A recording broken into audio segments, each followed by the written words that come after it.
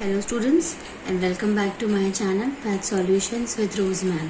और आज हम अपनी इस वीडियो में क्लास 10th मैथ्स की वर्कशीट नंबर 3 जिसकी डेट है 9/7/21 ये आज हम डिस्कस करने वाले हैं, जो कि आपके चैप्टर पे बेस्ड है linear equation in two variables.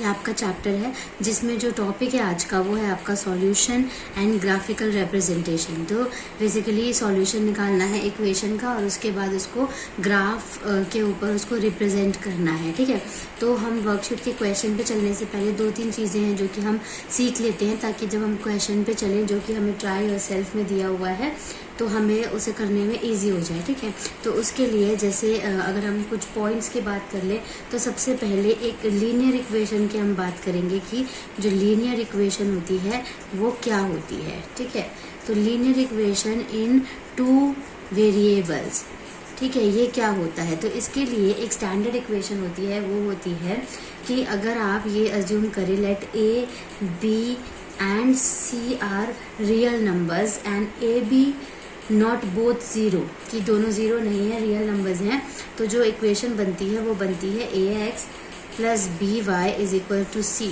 ये एक जनरल इक्वेशन बनती है जिसमें कि linear equation in two variables की बनती है, जिसमें कि जो ये x है वो आपका वन वेरिएबल है और जो y है ये आपका सेकेंड वेरिएबल है। ठीक है, ये बोथ आर जो है ये वेरिएबल्स हैं। और उसके बाद जो ये a है ये x का कोफिशिएंट है और जो b है वो y का कोफिशिएंट है। तो हम यहाँ पे ये लिख सकते हैं कि a is a coefficient of x and b is a coefficient of y। ठीक है, और जो ये आपको c नजर आ रहा है c इज योर कांस्टेंट। जो c है आपका वो कांस्टेंट नंबर होता है, वो वेरिएबल नहीं होता। वेरिएबल का मतलब है ए बी सी डी के फॉर्म में होगा, पी क्यू आर भी हो सकता है, X Y Z A B C कुछ भी हो सकता है, लेकिन कांस्टेंट जो होगा वो सिंगल नंबर होगा, वो आपका वेरिएबल नहीं होगा। मतलब कि कोई भी आपको ए बी सी डी या कोई अल्फ़ाबेट वो नहीं होगा। ठीक है, फिर दूसरा हम ये इसमें सीख लेते हैं कि जो लीनियर इक्वेशन होती है उसके इनफाइनाइटली मैनी सॉल्यूशंस होते हैं। A linear equation has infinitely many solution, क्योंकि अगर आप उस इक्वेशन के ऊपर वैल्यू निकाल करके आप x की वैल्यू रखो, y पुट करो, y की वैल्यू पुट रखो, x निकालो, x की वैल्यू पुट करो, y निकालो, तो ऐसे करके आपके बहुत सारे इनफाइनाइटली मैनी सॉल्यूशंस जो हैं वो आपके निकल जाएंगे। मतलब आप उसको काउंट नहीं कर सकते, आप कितने भी नंबर ऑफ जो है उसके अंदर वो आप x की वैल्यू जो है वो पुट कर सकते हो। तो इसमें किस तरीके के क्वेश्चन आते हैं, जैसे कोफिशिएंट बताना होता है। सपोज आपके पास एक एग्जांपल है 4x minus 2y is equals to -5, जो कि आपकी वर्कशीट में दिया हुआ है। इसमें वो ये बोल रहा है आपको कि आपको बेसिकली कोफिशिएंट लिखना है x और y का कोफिशिएंट लिखना है। तो x का कोफिशिएंट क्या है, जो x के साथ नंबर होता है वो, that means 4 is coefficient of x और -2 जो है इज कोफिशिएंट ऑफ y, और जो कांस्टेंट नंबर है वो यहाँ पर क्या हो जाएगा आपका, this is your constant number. तो कांस्टेंट नंबर क्या हो जाएगा आपका -5। इसका मतलब जो a है इसको हम a बोलेंगे, इसको हम b बोलेंगे इस कोफिशिएंट को, और जो ये कोफिशिएंट होगा उसको हम c बोलेंगे। तो बेसिकली a जो है आपका वो आपका 4 हो गया, b जो है वो -2 हो गया, और जो c है वो आपका -5 हो गया। तो इस तरीके से आपको इस वर्कशीट में समझाया हुआ है। ठीक है, तो अब हम चलते हैं अपने क्वेश्चन पे। तो क्वेश्चन पे जाने से पहले आप ये देखिए, यहाँ पे आपको स्क्रीन पे नज़र आ रहा होगा, मैंने पहले से आपके लिए यहाँ पे क्वेश्चन जो है वो लिख करके रखे हैं ताकि हमें इजी हो सके जब हम इसको रीड करें और आपको भी बार बार वर्कशीट में इधर उधर ना देखना पड़े। ठीक है, तो ये यहाँ पर मैंने ये तो वैसे लिखा हुआ है वर्कशीट 3 एंड ऑल। उसके बाद क्वेश्चन नंबर 1 क्या है आपका, plot the point P40 Q44 RO4 now join OP PQ QR OR, right the type of the figure you get. तो बेसिकली ये प्लॉट करना है तो इसको आपको ग्राफ पे बनाना पड़ेगा, जिसके लिए हमें ग्राफ पेपर चाहिए होगा। अगर आपके पास ग्राफ पेपर नहीं है तो आप वैसे लाइनिंग वाला पेपर भी यूज़ कर सकते हैं, लेकिन उसके लिए फिर आपको जो डिस्टेंस होगा, जैसा मैं आपके सामने एक ग्राफ पेपर यहाँ पे रखती हूँ ताकि आपको पता चल पाएगा कि मैं किस तरीके से बात कर रही हूँ। ये देखिए, ये ग्राफ पेपर आपको नज़र आ रहा है। अब हम ग्राफ में ना ये जो कॉलम होते हैं ना, ये जो इस तरीके के जो ये बॉक्सेस बने, ये 1 सेंटीमीटर के होते हैं बेसिकली। तो जो अगर आप वाइट पेपर पे, वाइट शीट पे बना रहे हो, लाइनिंग वाले पे बना रहे हो, तो आपको बस यही ध्यान रखना है कि जो उसका डिस्टेंस होता है ना एक्स और वाई का, वो हमेशा सेम होना चाहिए। ठीक है, जैसे हम यहाँ पर कर लेते, एक जो है ग्राफ हम यहाँ पे बना लेते हैं। ठीक है, तो इसमें ये देखिए इस तरीके से मैं यहाँ पे पेन आपको स्केच पेन से बना करके दिखा रही हूँ, लेकिन आपको बिल्कुल भी स्केच पेन यूज़ नहीं करना है, पेन यूज़ नहीं करना है, सिर्फ और सिर्फ आपको पेंसिल से ग्राफ बनाना है। अगर मैं पेंसिल से ड्रॉ करूँगी तो वो उतना विजिबल नहीं हो पाएगा, इसलिए मैं पेन से ड्रॉ कर रही हूँ। तो बीच में जो है वो आपका 0 होता है, जो कि इसने हमें O कंसिडर करने के लिए कहा है। उसके बाद जो इस तरफ है आपके पॉजिटिव नंबर्स होते हैं, 1 2 3 4 5 6, कितने भी आप आगे लिख सकते हैं जितने आपको रिक्वायर्ड है। ऊपर भी आपके प्लस नंबर्स होते हैं, 1 2 3 4 एंड 5। नीचे आपके माइनस वाले नंबर्स होते हैं, -1 -2 -3 -4 -5, 5 तक लिख लेते हैं। ये आपके यहाँ पे भी माइनस होते हैं आपके, -1 -2 -3 -4 -5। बेसिकली ये जो लाइन होती है इसको एक्स एक्सिस कहा जाता है, और जो ये आपकी वर्टिकल लाइन होती है इसको वाई एक्सिस कहा जाता है, और जो ये बीच का पॉइंट होता है इसको ओरिजिन कहते हैं, जो कि 0 0 होता है। ठीक है, तो आपको यहाँ पे जो प्लॉट करना है, हम यहाँ क्वेश्चन में देख रहे हैं, यहाँ प्लॉट जो करना है वो है 4 पे 0, मतलब जो पहली टर्म होती है वो हमेशा x होती है, और जो दूसरी टर्म होती है वो y होती है, जो कि हमने पीछे 8th क्लास में और 7th क्लास में भी सीखा होगा। ठीक है, तो x और y को बेसिकली पुट करना है। अब x क्या है, 4, तो x की जो लाइन है ये है आपकी 4 पे 0 मतलब सेम यही नंबर होगा। मैं इसको दूसरे स्केच पेन से बना देती हूँ, ये सेम ही नंबर आ जाएगा इधर। ठीक है, उसके बाद 4 पे 4 दिखाना है आपको, ये आपका 4 था। ठीक है, अब इसके ऊपर आप 4 पे इधर 4 चले जाइए, जो कि यहाँ से ये 4 आ रहा है। ठीक है, उसके बाद नेक्स्ट नंबर है आपका 0 पे 4, तो ये आपका 0 से आप इधर ऊपर 4 पे चले जाइए। उसके बाद वो बोल रहा है नाउ ज्वाइन OP, मतलब ये जो है ये है आपका, क्योंकि ये आपका P पॉइंट है। OP को करना है आपको ज्वाइन, फिर PQ को करना है, ये आपका Q है, फिर QR को करना है, ये आपका R है, और फिर RO को करना है, ये आपका O है। ठीक है, इस तरीके से। ठीक है, तो अब ये ज्वाइन कर लिया। अब क्वेश्चन क्या है, right the type of the figure you get. अब आपको इस फिगर का नाम देना है। ये फिगर अगर आपको दिखाई दे रही होगी तो इस फिगर का नाम अगर आप मुझे बताना चाहें तो आप सोचिए, देखिए इसका क्या होगा। यस, इसका ये स्क्वायर होगा, क्योंकि ये भी 4 सेंटीमीटर आपका, ये भी 4 है, ये भी 4 है और ये भी 4 है, ये सारे इक्वल है आपके। तो स्क्वायर में क्या होता है, एवरी साइड्स जो है वो क्या होती है, इक्वल होती है। तो जो हमें फिगर मिली वो क्या मिली, स्क्वायर मिली। तो इसका आंसर जो है वो क्या हो जाएगा, आपका स्क्वायर। तो ये है आपका आंसर नंबर 1।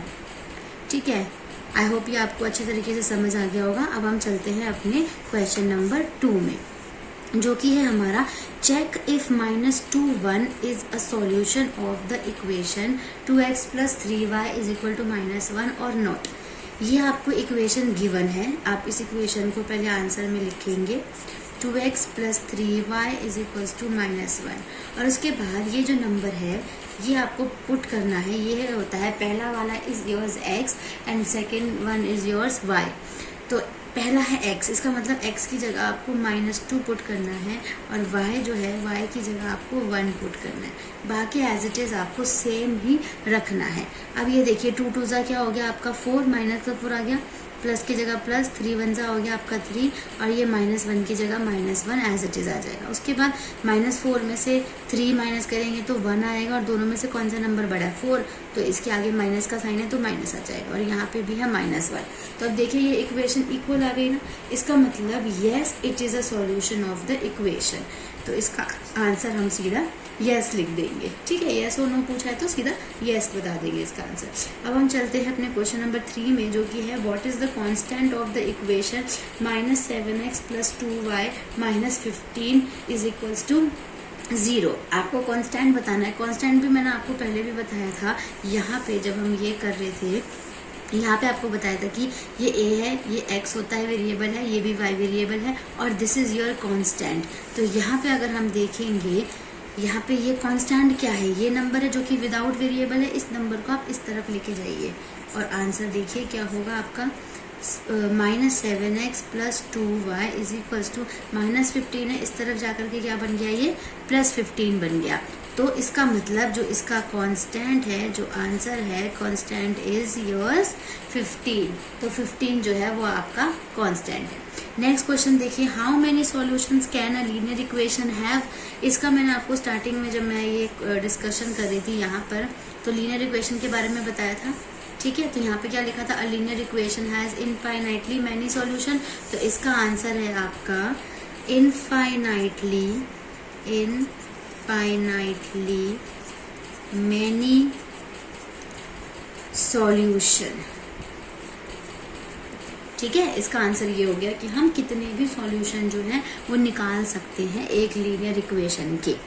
उसके बाद हम चलते हैं अपने लास्ट क्वेश्चन पे, जो कि है हमारा question number 5। Find 3 solution of equation 2x + 4y = z।